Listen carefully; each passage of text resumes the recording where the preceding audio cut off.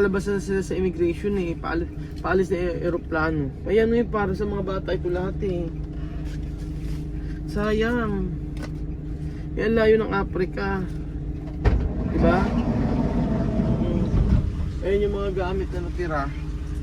Tapos, pati mga pabango. Ayan eh. Ayan. Tapos, meron pa rito mga damit-damit. Puro damit ng bata, ng baby ang naiwan. Eh sobrang dami. Magandang araw po sa inyong lahat mga amigo. Good afternoon, good morning, good evening po sa inyo dyan. Ay nako, eri po yung after ilang days, 1 week na mahigit. Ngayon lang namin na titingnan itong mga gamit ni Joanna na naiwan. Hindi niya alam actually, hindi niya alam na may naiwan siyang maleta. Kaya eto, napakadami eh. Ayan oh. Iniisip ko ngayon makikisuyo ako kung sino yung Pilipino na taga-Gabon na nasa bakasyon or magbabakasyon. Baka pwedeng ipakisuyo ko sa inyo to kasi sayang naman yung yung mga gamit ng bata. Alam ko gamit ng mga bata ito eh. Pero ang dami oh. Isipin nyo almost 20 kilo siguro to. Ayan. Kaya sabi ko, tingnan ko nga kung ano yung laman.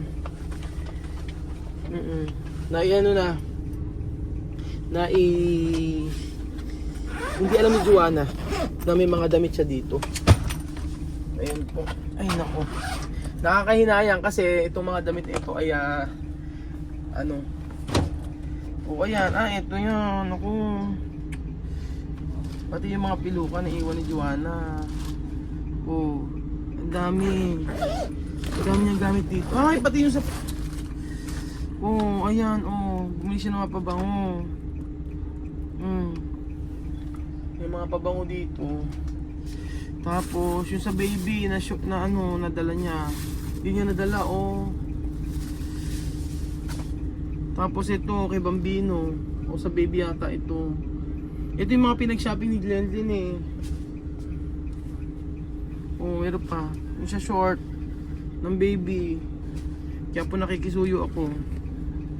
Oh, ayan oh, mga short para sa bata. Ito oh, pang Superman. Actually hindi alam ni Joanna hanggang ngayon yung mga gamit na to. Ito okay Bambino. Oh. Kasi nung huling araw nila talaga nag-aapura kami, nagmamadali kami na mamili. Tapos ayun, dito. Diba? Tapos meron ang dami eh. Oh, ito yung mga pinagsaming ni Lenden eh. Tsaka ni Madam, mga short. Sobrang dami. Oh. Diba? Paalis kami ngayon. Naalala ko na buksan na lang muna to para makita kung ano yung mga naiwan niya. May mga medyas dito. Tapos, ayan. O, pati yung tsinelas ni Bambino. O, diba? Kaya, kasi nung nasa Manila kami, yung huling inayos namin. Tapos, ngayon, ang sabing gano'n nung bababa na kami, wala nakapansin. Pero nung nasa immigration kasi, nag-aantay kasi kami na makaalusyon siya sa immigration. Pero kung nakabalik agad sila Madam tsaka sila Lenny sa may dito sa sasakyan, makikita. Kaso nakalabas na sila sa immigration eh, paalis na aeroplano. Ayan eh, para sa mga bata ito lahat eh. Sayang. Yan layo ng Africa. Diba? Ayan yung mga gamit na natira. Tapos pati mga pabango. Ayan eh. Ayan. Tapos meron pa rito mga damit-damit. Puro damit ng bata, ng baby ang naiwan. Eh sobrang dami.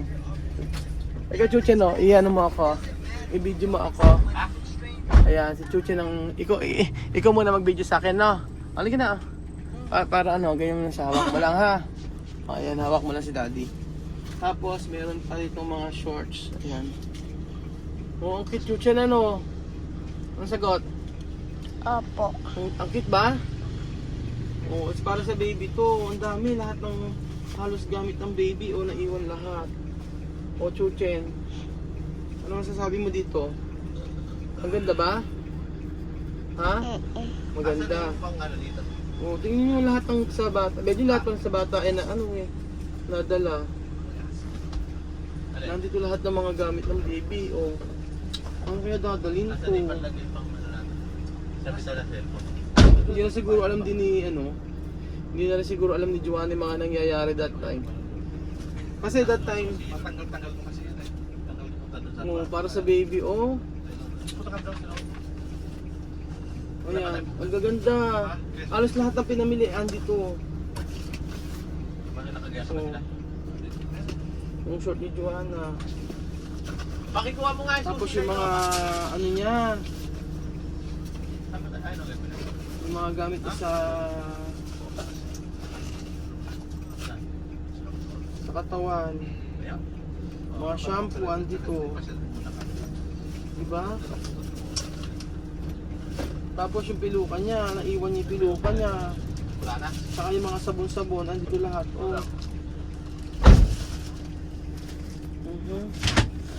Halos lahat ito gamit ni Joanna. Ayan, oh. Tapos yung mga sabon-sabon, chinelas. Hanggang sa baby wipes. Kaya lang, meron pa siya damit dito, oh. Kanyang oh, ito yung mga naiwan niya. Ito yung piluka.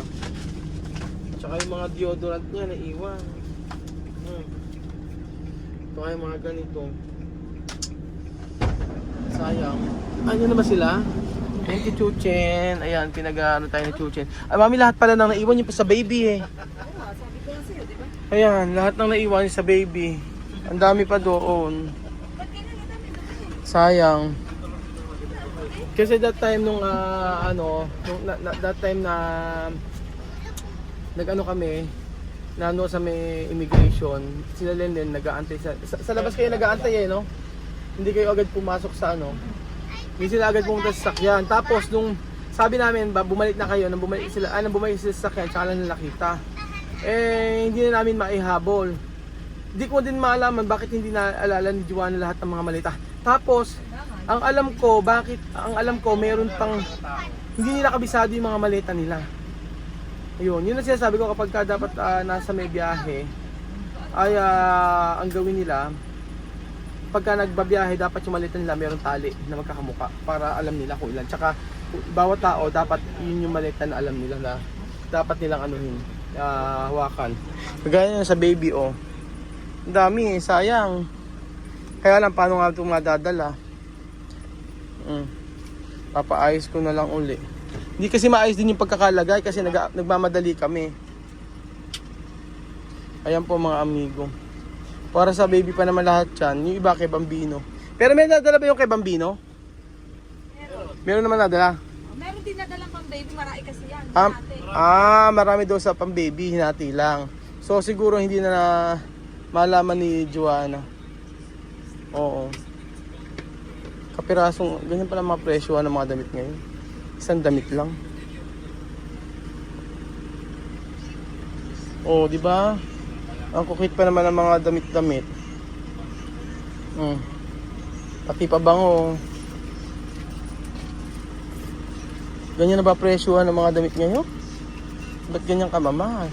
400, ito lang. Mas mahal pa yata yung damit ng bata, ano? Oh, 549. Mariosep. 500, isang pirasong damit. Oh. Oh, ito mura-mura. 189 ata. Diba? Papaayos ko isa-isa. 489. Ang bihira. Tapos, ayan. Yung sapatos na kakilang kay Bambino pa naman to. Excited pa naman siya. Buti nga ka mo yung yung mga ibang mga damit niya nadala pala. Kala ko ito lang yung mga kay Bambino tsaka kay mga nahati pa pala. So ayan, ayusin natin. Ito sayang, hindi nadala to. Ang mahal pa naman ito sa Africa. Ito pa. Ayan, tsaka yung ito mga gamit ni Joanna. Kay Joanna ate mga damit na to. Mga gamit na to. So yun po mga amigo, ko po. Kung sino po yung mga taga-Gabon na po pwede pong tumulong sa amin, ano niyo po ako, message niyo naman po ako para kahit sa bata lang, kahit mga ilang kilo lang po para lang madala to. Sayang po kasi kung hindi magagamit hindi naman na babalik sila Joanna. Kaya mas maganda po na tulungan niyo po para sa bata lang, kahit na mga ilang kilo, kahit mga 4 na kilo lang. Kung sino yung mga taga-Gabon para maidala lang po. Kontakin niyo po ako sa Pinoy Equatorial Guinea para po message niyo po ako. Meron tayong isang kababayan doon pero alam ko hindi pa siya magbabakasyon. Dalawang kababayan natin taga-Gabon ang kakilala ko. So yun po yung mga maleta na naiwan. Ayun po yung mga gamit na naiwan ni Joanna. At ang gagawin ko po mga amigo, iaayos ko muna to. Tapos ibabalik ko doon sa may bahay nila, doon sa may apartment para doon muna. For the meantime, para nakaayos na. Kaya lang, ang damit kasi mabilis ang bata kasi mabilis lumaki. Kaya ewan natin kung magagamit pa niya. So hindi naman po pwede na ipadala natin, wala namang cargo doon. Kaya na mga LBC doon, mga ganon. Kung Middle East or sa malapit lang dito pwede. Pero malayo po ang Africa. So usually nakikisabay lang din kami pagka ganon. So hopefully maayos ito at maibigay din ito kay Bambino. Kasi si Bambino talaga yung dami kong pinramis na ibibigay sa kanya pagka uwi. So yun po mga amigo, i-update ko po kayo kung maibibigay natin ito. Sana mayroong taga-Gabon na tumulong sa atin. Thank you so much po mga amigo. Paalam po na God bless po.